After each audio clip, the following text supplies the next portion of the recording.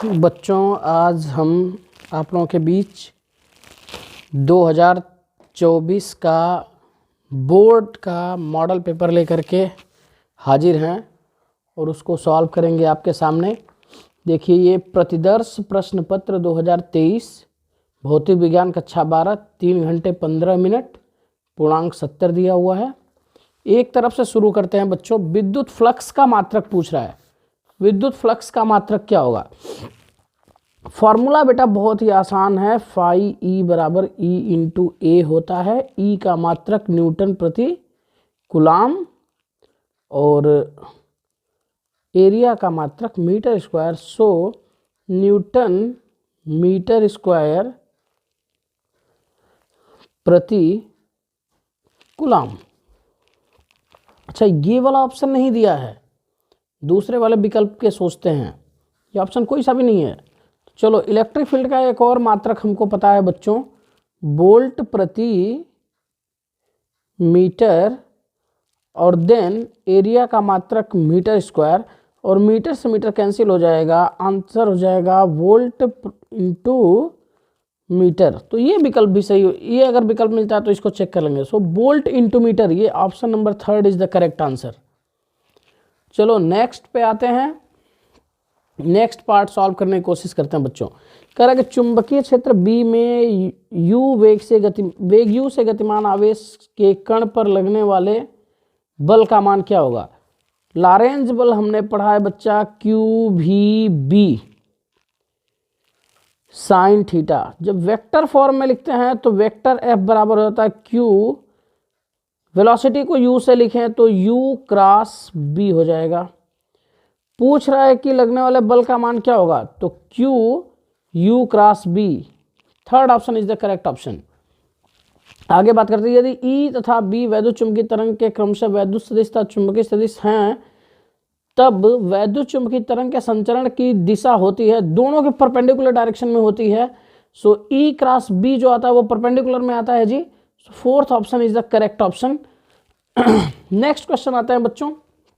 कह रहा है कि 4 डायोप्टर और -2 डायोप्टर क्षमता के दो लेंस एक दूसरे के संपर्क में रखे हैं। संयुक्त लेंस की फोकस दूरी ज्ञात कीजिए। संयुक्त लेंस की फोकस दूरी ज्ञात करनी है तो पहले संयुक्त लेंस की पावर निकाल लेते हैं। पावर बराबर P1 प्लस P2 हो जाएगा बच्चों, और ये वैल्यू हो जाएगी 4 प्लस -2 तो -2 हो जाएगा। सो 2 डायोप्टर हो जाएगी पावर। फोकस दूरी पूछ रहा है तो फोकस दूरी is equal to 100 upon P in centimetre. So F is equal to 100 upon 2 बराबर 50 centimetre. So 50 centimetre is the correct option. So ये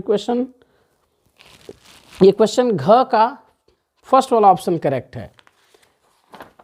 आते हैं बच्चों आगे के क्वेश्चंस पे। बहुत ही इंपॉर्टेंट क्वेश्चंस इसमें हमको मिलने वाले हैं। देखो, दिया है ये एक धातु के पृष्ठ पर 6 इलेक्ट्रॉन वोल्ट ऊर्जा के फोटॉन आपतित होते हैं, तब उत्सर्जित फोटो इलेक्ट्रॉन की गतिज ऊर्जा 4 इलेक्ट्रॉन वोल्ट हो जाती है। निरोधी विभव के मान ज्ञात कीजिए। हमको फॉर्मूला पता है आइंस्टीन का इक्वेशन, एच न्यू बराबर होता है एच न्यू नॉट प्लस के मैक्स। यही इसमें फोटो इलेक्ट्रॉन की अधिकतम गतिज ऊर्जा दिया हुआ है, अर्थात के मैक्स की वैल्यू दिया हुआ है, दिस इज 4 इलेक्ट्रॉन वोल्ट, और आपतित ऊर्जा मतलब एच न्यू की वैल्यू इसने दे रखा है 6 इलेक्ट्रॉन वोल्ट। और क्वेश्चन पूछा निरोधी विभव का मान क्या होगा। निरोधी विभव के लिए हमारे पास फॉर्मूला होता था E V naught is equal to K max. तो निरोधी विभव का मान क्या हो जाएगा, यही E V naught is equal to K max कर लेंगे। V naught is equal to 4 electron volt, और ई से E cancel out. So V naught is equal to 4 volt. 4 volt is the correct option. लेकिन बच्चों यहाँ 4 volt option में नहीं दिया, यहाँ इलेक्ट्रॉन वोल्ट में दे दिया। सो आंसर रॉन्ग दिया हुआ है, इलेक्ट्रॉन वोल्ट में नहीं वोल्ट में होना चाहिए। So first option is the correct option. चलो यहाँ आते हैं। पी प्रकार का अर्धचालक बनाने के लिए शुद्ध जर्मेनियम में मिलाया जाना चाहिए। पी प्रकार का बनाना है बच्चों, इसका मतलब होल्स मेजॉरिटी में होंगे। होल्स मेजॉरिटी में होने के लिए ट्राईवेलेंट एटम यूज़ करते हैं। और ट्राईवेलेंट में एल्यूमिनियम आता है। एल्यूमिनियम की बारीक कक्षा में 3 इलेक्ट्रॉन होते हैं। बाकी ये चेक कीजिए, फास्फोरस, एंटीमनी और आर्सेनिक सब पेंटावेलेंट है। ये जब मिलते हैं किसी भी जर्मेनियम, शुद्ध जर्मेनियम से, तो ये बनाते हैं इलेक्ट्रॉन मेजॉरिटी में एन टाइप सेमीकंडक्टर बनाते हैं। यहाँ पी टाइप सेमीकंडक्टर की बात किया है। So aluminium is the correct option here. ये हमारा कंप्लीट हुआ। ब वाले पार्ट में आता है विशिष्ट चालकता के लिए सूत्र एवं मात्रक लिखिए। आपको पता है विशिष्ट चालकता इज इक्वल टू 1/ρ। तो ये फॉर्मूला लिख देना, इसका फॉर्मूला हो गया। और इसका मात्रक क्या हो जाएगा जी? विशिष्ट प्रतिरोध का मात्रक होता है ओम मीटर, तो सिग्मा का मात्रक हो जाएगा ओम मीटर इनवर्स। ये इसका मात्रक हो जाएगा। फिर कह रहा बच्चा कि 2 सीधे समांतर अनंत लंबाई के धारावाही चालकों के प्रति एकांक लंबाई पर लगने वाले बल की गणना कीजिए। सो F अपॉन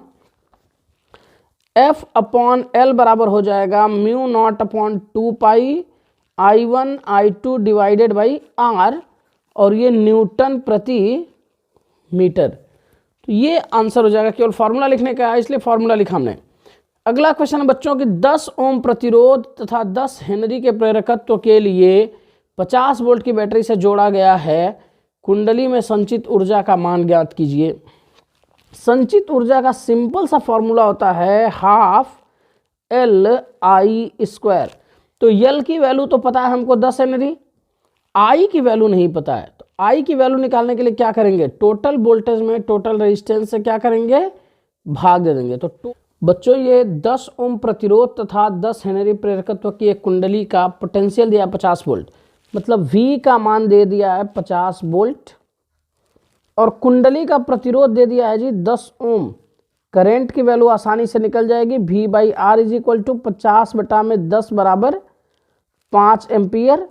और फिर फॉर्मूले में रख देंगे 1/2 L की जगह पे 10 और I² की जगह पे 5 का स्क्वायर मतलब 25, और ये 5 बार में कैंसिल आउट, और 25 पंजे 125, इतना जूल हो जाएगा LI की वैल्यू।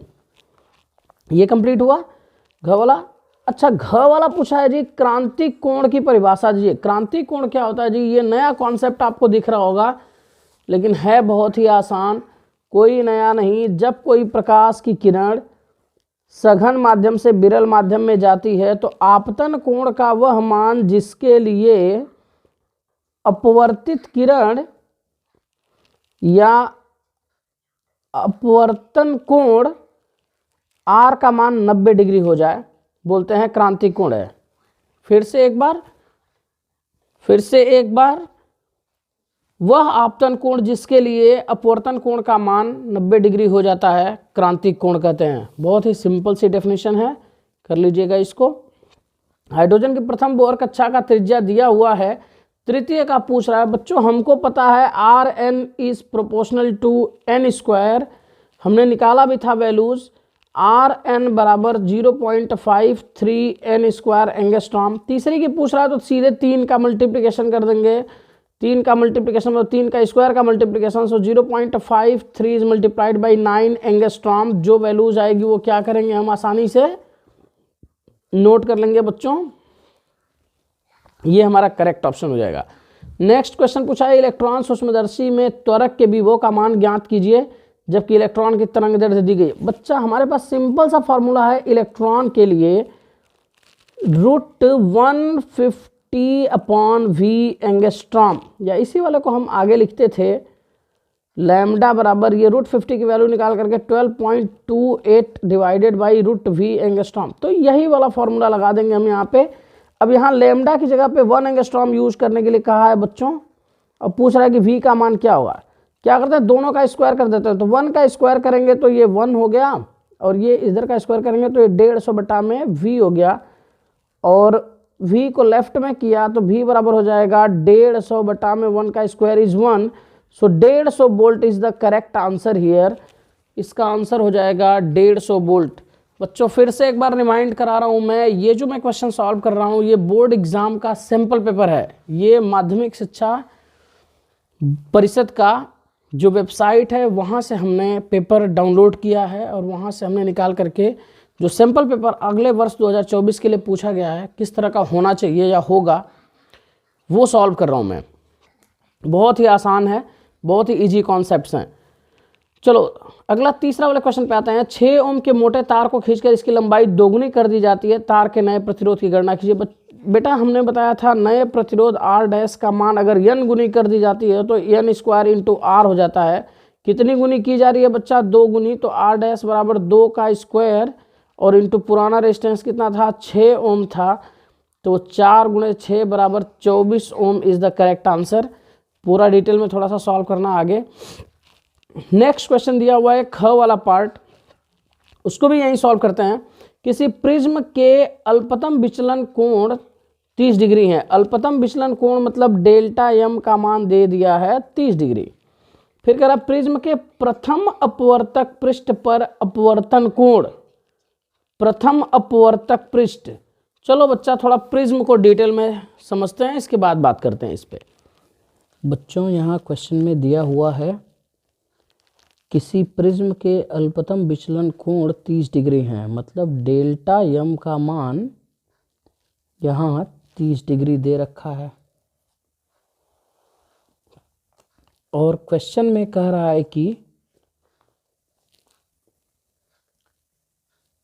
R1 मतलब प्रिज्म के प्रथम अपवर्तक पृष्ठ पर आपतन कोण।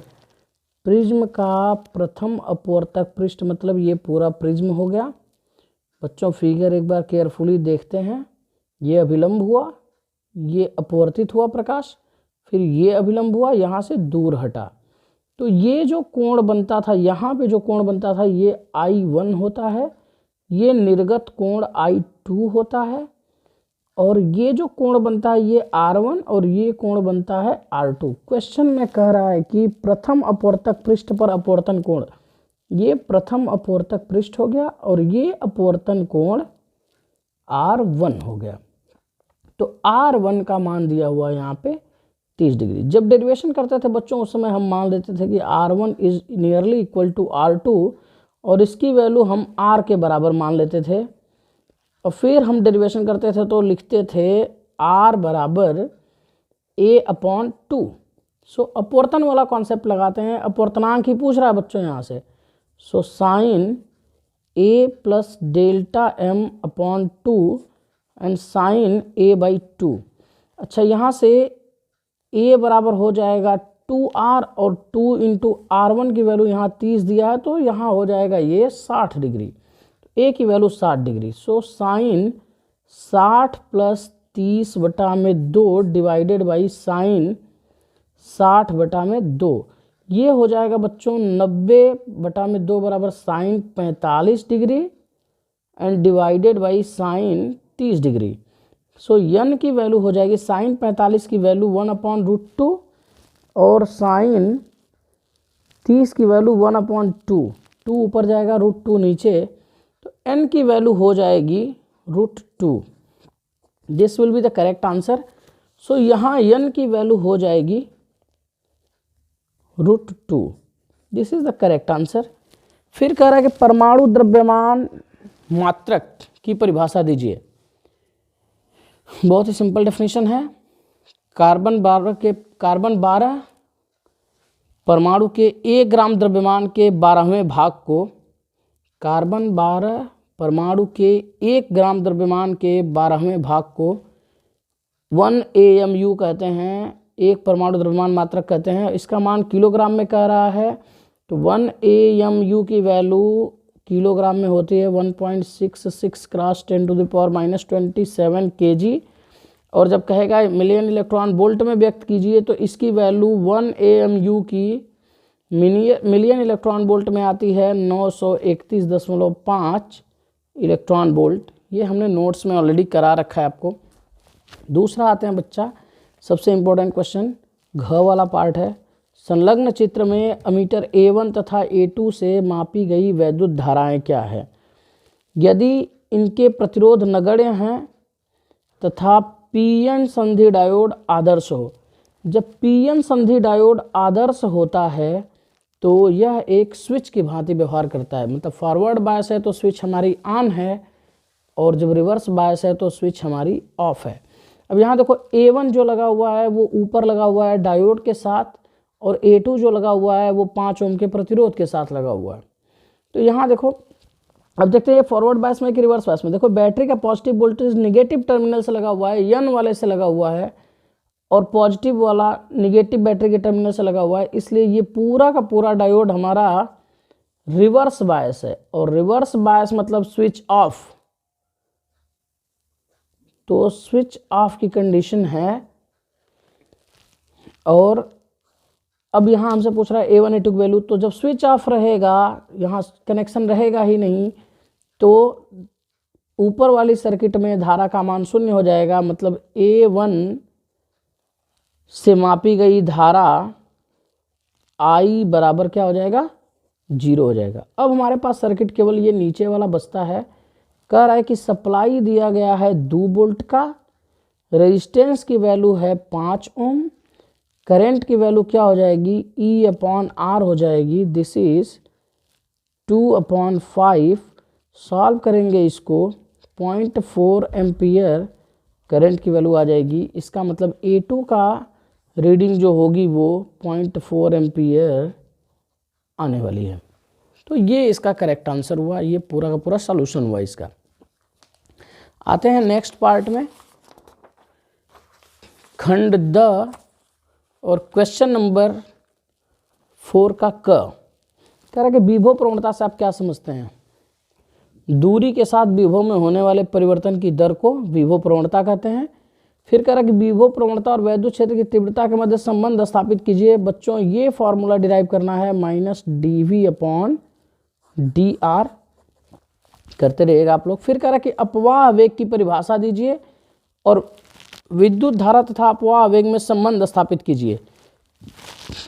अपवाह वेग की परिभाषा क्या होगी, जब किसी चालक के सिरों पर विभवांतर स्थापित करते हैं तो चालक में वैद्युत क्षेत्र उत्पन्न हो जाता है। चालक में उपस्थित मुक्त इलेक्ट्रॉन एक नियत वेग से निम्न विभव से उच्च विभव की ओर गति करने लगते हैं। इस नियत वेग को इलेक्ट्रॉनों का अपवाह वेग कहते हैं। और जो फॉर्मूला हमें डिराइव करना है वो I बराबर NeAVD करना है, जहाँ VD ड्रिफ्ट वेलोसिटी है, N number of free electrons per unit volume है, और E चार्ज ऑफ इलेक्ट्रॉन है, और A क्रॉस सेक्शनल एरिया है। चलो अगला क्वेश्चन है कि एक प्रोटॉन, एक न्यूट्रॉन तथा एक अल्फा कण निरंतर विभवांतर से त्वरित हो रहे हैं, एक समझ में प्रवेश करते हैं, इनकी गतिज ऊर्जाओं की तुलना कीजिए।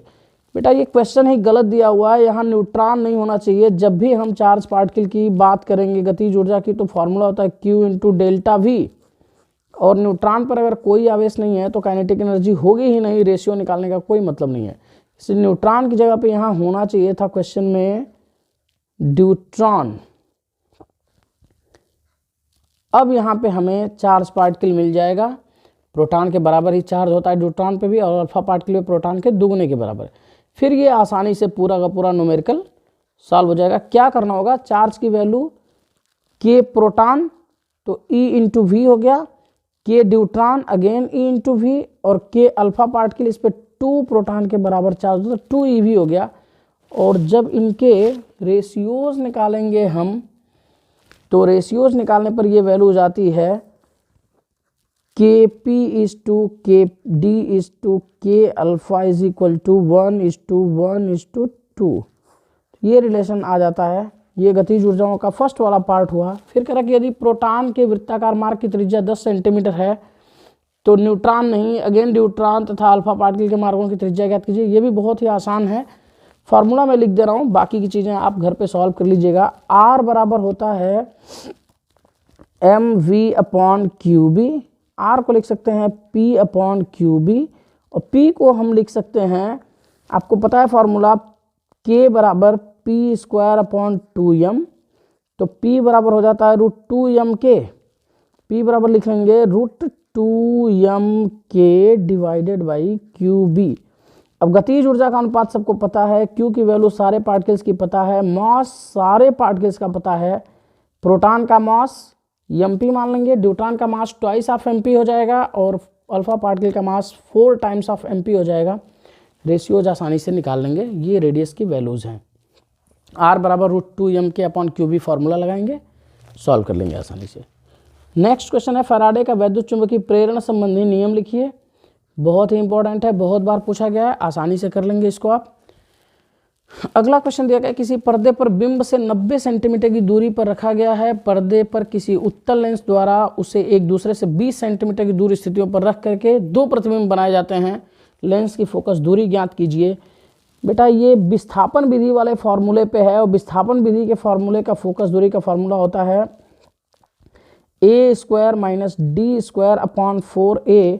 यहाँ a की वैल्यू दे रखा है, किसी पर्दे और बिंब के बीच की दूरी 90 सेंटीमीटर है, तो ये 90 सेंटीमीटर दे रखा है, और 20 सेंटीमीटर खिसकाया गया तो d बराबर 20 सेंटीमीटर दे रखा है।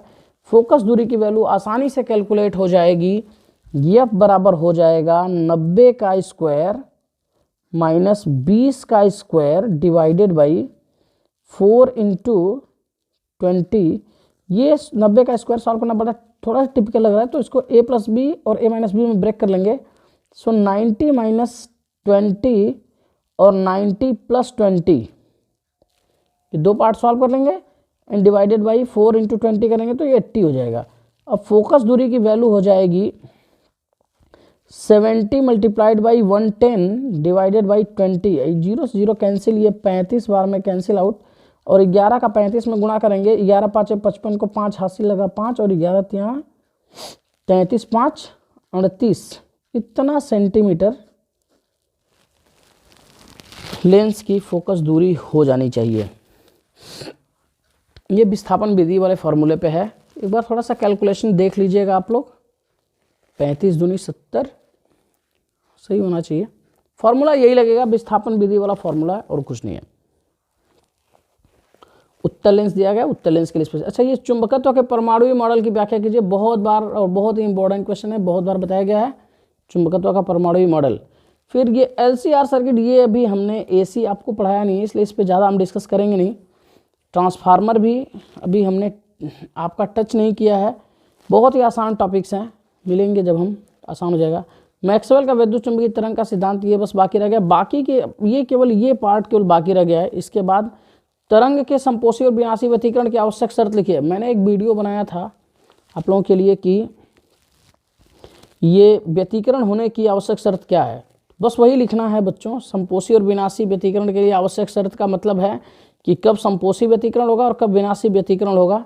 तो संपोषी व्यतिकरण के लिए हमने आपसे कहा था कि फाई की वैल्यू, जो एंगल होती है दो प्रकाश की तीव्रताओं के बीच की, वो 2n पाई होनी चाहिए फेज डिफरेंस की वैल्यू। और इसके लिए निकाला था हमने विनाशी व्यतिकरण के लिए, तो फाई की वैल्यू आया था 2n-1 इंटू पाई। कर लीजिएगा इसको। प्रकाश वैद्युत प्रभाव के नियम लिखिए। 5 नियम हैं इसके, मैंने लिखाया है। हमने बताया था आपसे पहले नियम में कि प्रकाश इलेक्ट्रॉन तब तक नहीं निकलता है जब तक कि देहली आवृत्ति से अधिक आवृत्ति का प्रकाश उस पर आपतित नहीं होता है।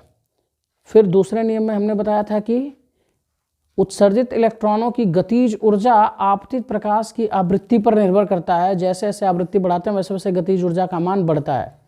तीसरा हमने बताया था उत्सर्जित इलेक्ट्रॉनों की धारा संख्या, स्पेशली उत्सर्जित इलेक्ट्रॉनों की संख्या आपतित फोटॉनों की संख्या अर्थात आपतित प्रकाश की तीव्रता पर निर्भर करता है, ना कि ऊर्जा पर। और अगला नियम बताया था हमने कि जब भी कोई प्रकाश किसी धातु की सतह पर गिरता है तो बिना टाइम लैग के इलेक्ट्रॉन का उत्सर्जन होना शुरू हो जाता है अगर देहली आवृत्ति से अधिक की आवृत्ति का प्रकाश आपतित हो रहा है तब। So there will be no any time lag between the incidence of high frequency light and emission of electron. So this one is the important 3 or 4 rules of photoelectric effect. बच्चों देख लेना इसको भी, हमने इंपॉर्टेंट टिक कराया है सारे derivations और सारे डेफिनेशंस। इसके बाद बच्चों क्वेश्चन नंबर 6, ये लॉन्ग क्वेश्चंस हैं। कह रहा कि स्थिर वैद्युतिकी में गॉस की प्रमेय लिखिए। गॉस की प्रमेय फिर से एक बार सुन लो। किसी बंद पृष्ठ से होकर गुजरने वाला संपूर्ण फ्लक्स उस पृष्ठ द्वारा घिरे संपूर्ण आवेश का नेट आवेश का 1/ε0 गुना होता है, इसी को बोलते हैं गॉस की प्रमेय। इसकी सहायता से एक समान रूप से आवेशित अनंत लंबाई के सीधे तार के लिए विद्युत क्षेत्र की तीव्रता का व्यंजक प्राप्त कीजिए। फार्मूला आता है λ/2π, फिर से देख लीजिए, λ/2πε0r। फिगर बहुत ही सिंपल है, एक समान रूप से आवेशित कर देंगे और यहाँ से स्मॉल दूरी पे पॉइंट P है, निकाल लेते हैं आसानी से। ये फॉर्मूला आता है, बहुत इंपॉर्टेंट है, बहुत बार पूछा गया है। किसी समांतर प्लेट संधारित्र की धारिता के लिए व्यंजक प्राप्त कीजिए जबकि दोनों प्लेटों के बीच परावैद्युत पदार्थ भरा हो। C = K/ε0A/d का फॉर्मूला डिराइव करना है, कराया गया है, इसको कर लीजिएगा आप। करक संयुक्त सूक्ष्मदर्शी का नामांकित किरण आरेख बनाइए, इसकी आवर्धन क्षमता का सूत्र लिखिए। जब प्रतिबिंब स्पर्श दिशा की न्यूनतम दूरी पर बनता हो तब क्या होगा। सारी चीज़ें आपको डिटेल में बताई गई हैं, सब इंपॉर्टेंट है। विवर्तन से आप क्या समझते हैं, सिंगल स्लिट के एक्सपेरिमेंट की व्याख्या कीजिए। फिर कहेंगे हाइड्रोजन परमाणु की निम्नतम अवस्था में इलेक्ट्रॉन की ऊर्जा इतने इलेक्ट्रॉन वोल्ट है और एक कितने ऊर्जा का फोटॉन हाइड्रोजन परमाणु के इलेक्ट्रॉन द्वारा निम्नतम ऊर्जा स्तर में अवशोषित कर लिया जाता है।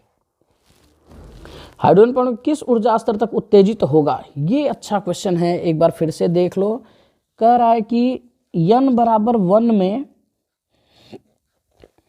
जो एनर्जी मिलती है वो होती है -13.6 इलेक्ट्रॉन वोल्ट, और कह रहा है कि हायर एनर्जी में पहुंच जाता है, मान लिया कि n वाले में पहुंच जाता है, वहां पे इसकी एनर्जी है, अच्छा इतने का फोटॉन गिर जाता है उस पर, 12.75 इलेक्ट्रॉन वोल्ट उसको ऊर्जा दे दी जाती है। तो जब इतनी ऊर्जा दे दी जाएगी तो किस स्तर तक उत्तेजित होगा, मतलब वही n की वैल्यू पूछ रहा है। तो सबसे पहले डेल्टा E की वैल्यू निकाल लेते हैं बच्चों। ये वैल्यू आ जाएगी -13.6 + 12.75 इलेक्ट्रॉन वोल्ट। इसको सॉल्व करेंगे तो ये वैल्यू आ जाएगी, चलो 13.6 में से 12.75 सब्ट्रैक्ट करते हैं। 10 में से 5 बचा, 5 में से 7 नहीं जाएगा, तो ये 12 में से 15 में से 7 जाएगा 8, 0.85 इलेक्ट्रॉन वोल्ट ये वैल्यू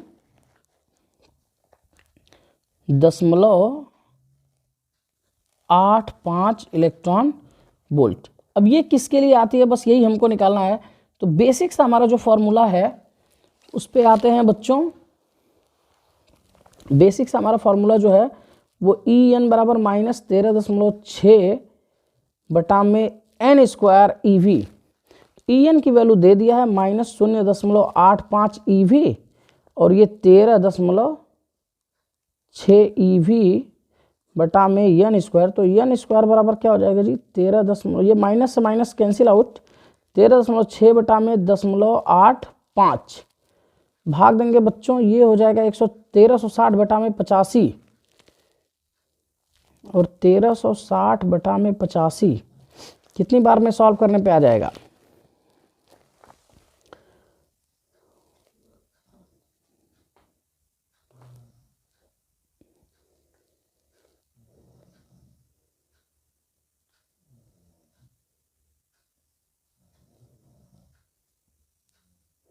सोलह बार में,